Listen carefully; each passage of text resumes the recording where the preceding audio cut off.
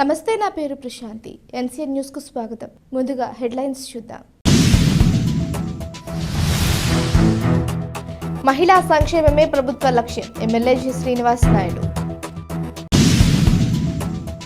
మహిళా సంక్షేమమే ధ్యేయంగా ముఖ్యమంత్రి వైఎస్ జగన్మోహన్ రెడ్డి పాలన సాగిస్తున్నారని ఎమ్మెల్యే జి శ్రీనివాస్ నాయుడు అన్నారు.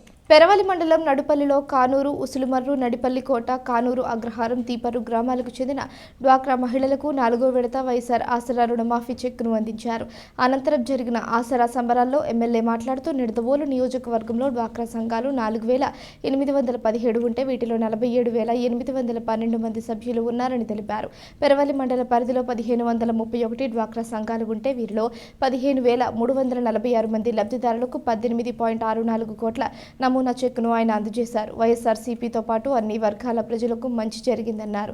ఈ కార్యక్రమంలో రాజమహేంద్రవరం పార్లమెంటరీ సమన్వయకర్త గూడూరు శ్రీనివాస్, ఎమ్మెల్యే కుమారుడు Varun Sai, MPP Karcherla Prasad, MPDO K Uma Maheshwari, YSRCP మండల శాఖ అధ్యక్షులు వీరమల్లి సత్యనారాయణ, జిల్లా మహిళా సమైక్య అధ్యక్షురాలు కాలబత్తుల సుజాత, మండల సమైక్య అధ్యక్షురాలు ఆకర్తి స్వరూపరాణి, జడ్పీటీసీ సభ్యురాలు కొమ్మిశెట్టి రామాంజని తదితరులు పాల్గొన్నారు.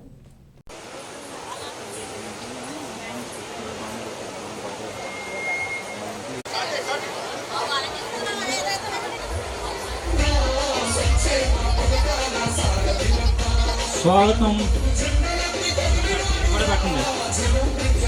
సుస్వాగతం అండి.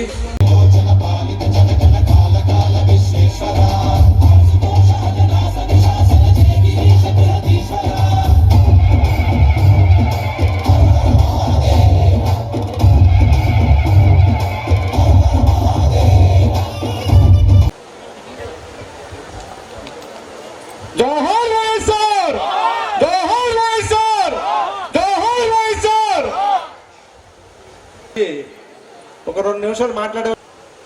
ఆనాడు జగన్మోహన్ రెడ్డి గారు సంకల్ప యాత్రలో ఏదైతే డ్వాక్రా గ్రూప్స్ కి రుణం ఉందో, ఆ లోన్ ఉందో, ఆ లోన్ అంతా కూడా 4 విడతల్లో మాఫీ చేస్తానని చెప్పడం జరిగింది.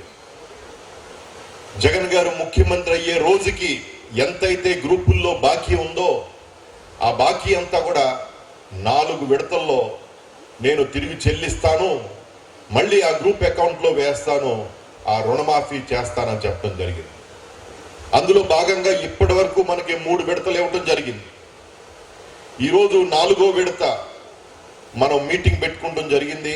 4 విడతలుగా ఏదైతే రుణమాఫీ చేస్తానంటున్నారో జగన్ గారు, అది 100% ఆ హామీ ఆయన అమలు చేసినందుకు మరొక్కసారి జగన్మోహన్ రెడ్డి గారికి మనం కృతజ్ఞతలు తెలుపుకోవాలి.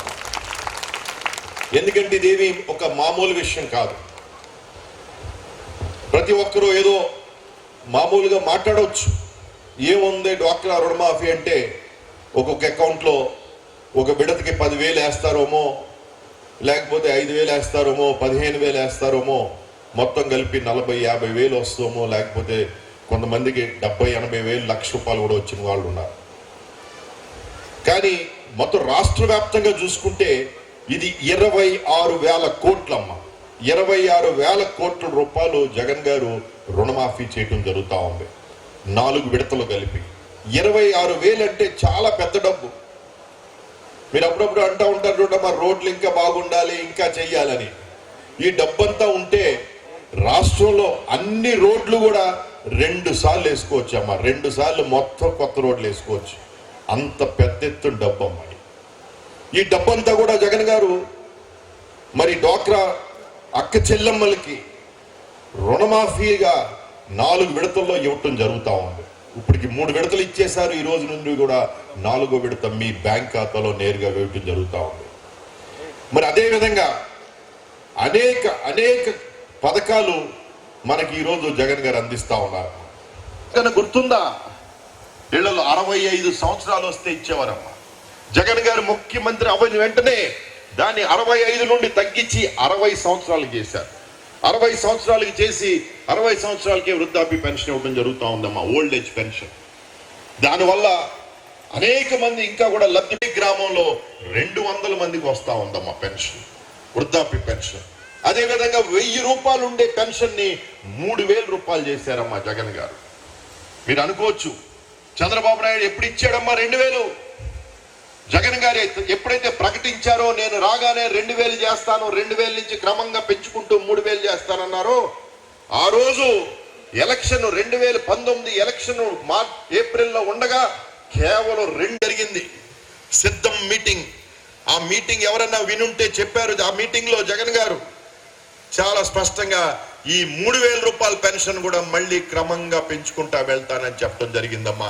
రాబోయే రోజుల్లో ఒక వారం రోజుల్లో మళ్ళీ కూడా కొత్త పథకాలు, కొత్త మేనిఫెస్టో ఏదైతే జగన్ గారు ఇవ్వబోతున్నారో అవన్నీ కూడా ప్రకటించడం జరుగుద్దమ్మా. మన అక్క చెల్లెమ్మలంతా తెలివితేటలు ఎవరికి ఉండవు. ఎందుకంటే మీరు అన్ని చూసుకుంటారు. కుటుంబం నడిపించేది మీరు, లెక్కలు చూసుకునేది మీరు, ఇంటికి డబ్బు ఎందుకు వస్తుంది, ఎలా వస్తుంది, ఎలా ఖర్చు పెట్టాలి, ఇవన్నీ చూసుకునేది మీరు గనక భవిష్యత్తు మీకు అన్ని తెలుసు, విషయాలన్నీ తెలుసు. ఇవన్నీ కూడా మేము పుస్తకం రూపంలో కూడా నేను ఇంటికి వచ్చినప్పుడు ఇచ్చానమ్మా. ఇదిగో ఇవన్నీ కూడా మీకు వచ్చిన పథకాలు, ఇంత డబ్బు వచ్చిందని కూడా మీకు ఇవ్వటం జరిగింది. ఇవన్నీ కూడా మీరు గ్రహించి ఒకసారి అర్థం చేసుకుని జగన్ గారిని మనం ఎందుకు మళ్ళీ గెలిపించుకోవాలి, ఎవరి కోసం గెలిపించుకోవాలి, జగన్ కోసమా, శ్రీనివాస్ నాయుడు కోసమా, మన కోసం, మన కుటుంబం కోసమా అన్నది మీరు ఆలోచించాలమ్మా.